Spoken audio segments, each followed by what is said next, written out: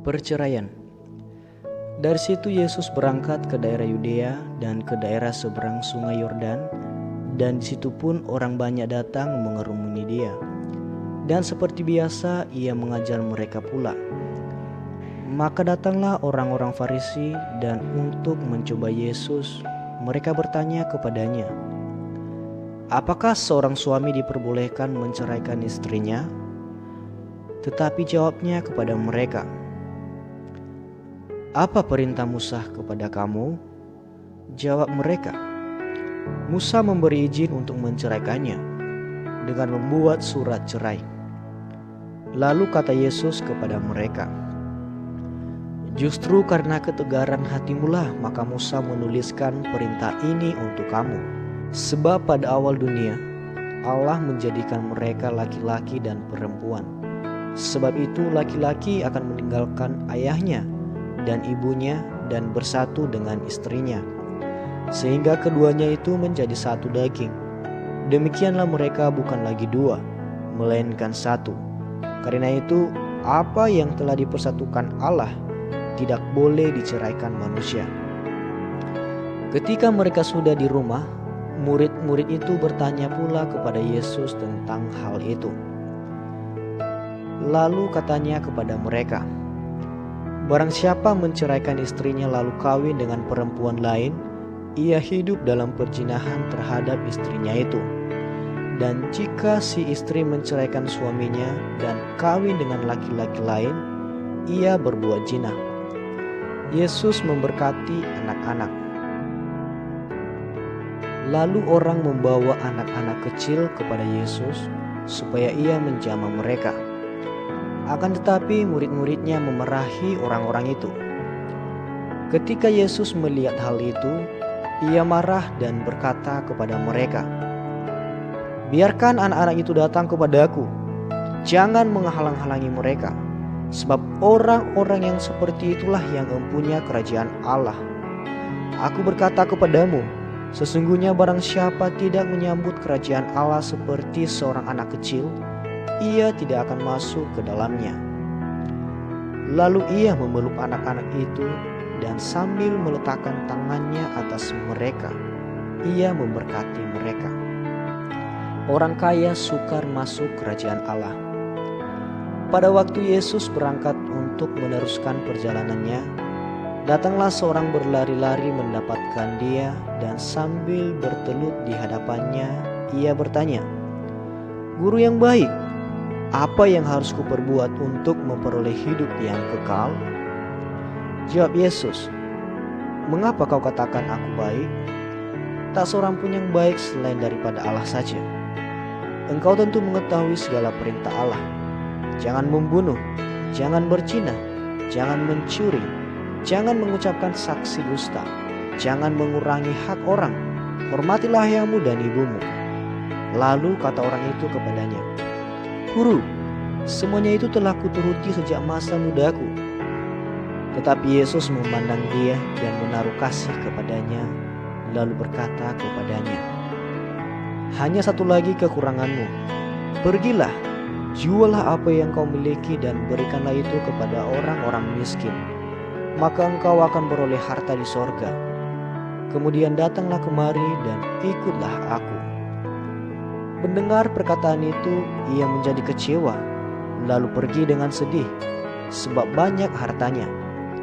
Lalu Yesus memandang murid-muridnya di sekelilingnya dan berkata kepada mereka, "Alangkah sukarnya orang yang beruang masuk ke dalam kerajaan Allah." Murid-muridnya tercengang mendengar perkataan itu.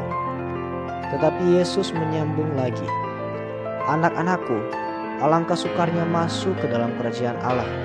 Lebih mudah seekor unta melewati lubang jarum daripada seorang kaya masuk ke dalam kerajaan Allah." Mereka makin gempar dan berkata seorang kepada yang lain, "Jika demikian, siapakah yang dapat diselamatkan?" Yesus memandang mereka dan berkata, "Bagi manusia hal itu tidak mungkin, tetapi bukan demikian bagi Allah. Sebab segala sesuatu adalah mungkin bagi Allah."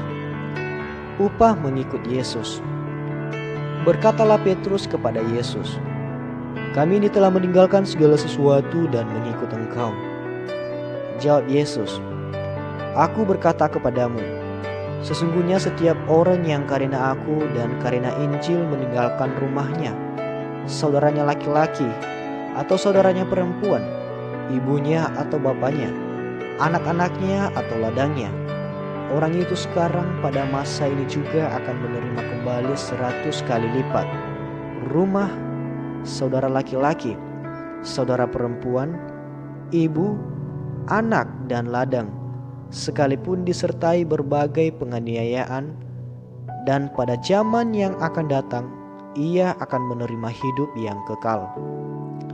Tetapi banyak orang yang terdahulu akan menjadi yang terakhir, dan yang terakhir akan menjadi yang terdahulu." Pemberitahuan ketiga tentang penderitaan Yesus. Yesus dan murid-muridnya sedang dalam perjalanan ke Yerusalem, dan Yesus berjalan di depan. Murid-murid merasa cemas dan juga orang-orang yang mengikuti Dia dari belakang merasa takut. Sekali lagi Yesus memanggil ke-12 muridnya, dan Ia mulai mengatakan kepada mereka apa yang akan terjadi atas dirinya. Katanya, "Sekarang kita pergi ke Yerusalem, dan Anak Manusia akan diserahkan kepada imam-imam kepala dan ahli-ahli Taurat, dan mereka akan menjatuhi Dia hukuman mati. Dan mereka akan menyerahkan Dia kepada bangsa-bangsa yang tidak mengenal Allah, dan Ia akan diolok-olokkan, diludahi, disesah, dan dibunuh, dan sesudah 3 hari Ia akan bangkit."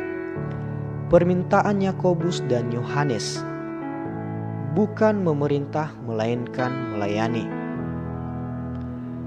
Lalu Yakobus dan Yohanes, anak-anak Zebedeus, mendekati Yesus dan berkata kepadanya, "Guru, kami harap supaya Engkau kiranya mengabulkan suatu permintaan kami." Jawabnya kepada mereka, "Apa yang kamu kehendaki aku perbuat bagimu?" Lalu kata mereka, "Perkenankanlah kami duduk dalam kemuliaan-Mu kelak, yang seorang lagi di sebelah kananmu dan yang seorang di sebelah kirimu." Tetapi kata Yesus kepada mereka, "Kamu tidak tahu apa yang kamu minta. Dapatkah kamu meminum cawan yang harus kuminum dan dibaptis dengan baptisan yang harus kuterima?" Jawab mereka, "Kami dapat." Yesus berkata kepada mereka, "Memang kamu akan meminum cawan yang harus kuminum, dan akan dibaptis dengan baptisan yang harus kuterima. Tetapi hal duduk di sebelah kananku atau di sebelah kiriku, aku tidak berhak memberikannya. Itu akan diberikan kepada orang-orang bagi siapa itu telah disediakan." Mendengar itu, ke-10 murid yang lain menjadi marah kepada Yakobus dan Yohanes. Tetapi Yesus memanggil mereka lalu berkata, "Kamu tahu bahwa mereka yang disebut pemerintah bangsa-bangsa memerintah rakyatnya dengan tangan besi, dan pembesar-pembesarnya menjalankan kuasanya dengan keras atas mereka. Tidaklah demikian di antara kamu. Barang siapa ingin menjadi besar di antara kamu, hendaklah ia menjadi pelayanmu. Dan barang siapa ingin menjadi yang terkemuka di antara kamu, hendaklah ia menjadi hamba untuk semuanya. Karena Anak Manusia juga datang bukan untuk dilayani, melainkan untuk melayani dan untuk memberikan nyawanya menjadi tebusan bagi banyak orang." Yesus menyembuhkan Bartimeus. Lalu tibalah Yesus dan murid-muridnya di Yerikho. Dan ketika Yesus keluar dari Yerikho bersama-sama dengan murid-muridnya dan orang banyak yang berbondong-bondong, ada seorang pengemis yang buta bernama Bartimeus, anak Timeus, duduk di pinggir jalan. Ketika didengarnya bahwa itu adalah Yesus orang Nazaret, mulailah ia berseru, "Yesus anak Daud, kasihanilah aku." Banyak orang menegurnya supaya ia diam, namun semakin keras ia berseru, "Anak Daud, kasihanilah aku." Lalu Yesus berhenti dan berkata, "Panggillah dia." Mereka memanggil orang buta itu dan berkata kepadanya, "Kuatkan hatimu, berdirilah, ia memanggil engkau." Lalu ia menanggalkan jubahnya, Ia segera berdiri dan pergi mendapatkan Yesus. Tanya Yesus kepadanya, "Apa yang kau kehendaki supaya aku perbuat bagimu?" Jawab orang buta itu, "Rabuni, supaya aku dapat melihat." Lalu kata Yesus kepadanya, "Pergilah, imanmu telah menyelamatkan engkau." Pada saat itu juga melihatlah ia. Lalu ia mengikut Yesus dalam perjalanannya.